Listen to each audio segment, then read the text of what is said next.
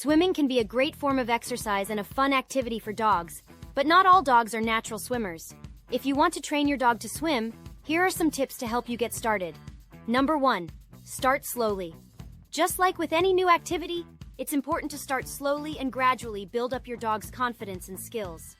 Begin by introducing your dog to shallow water and let them get comfortable with the sensation of water around their paws. Number 2. Use a life jacket.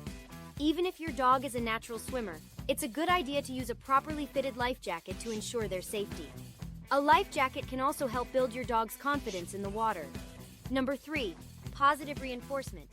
Use positive reinforcement techniques such as treats, praise, and play to encourage your dog to swim.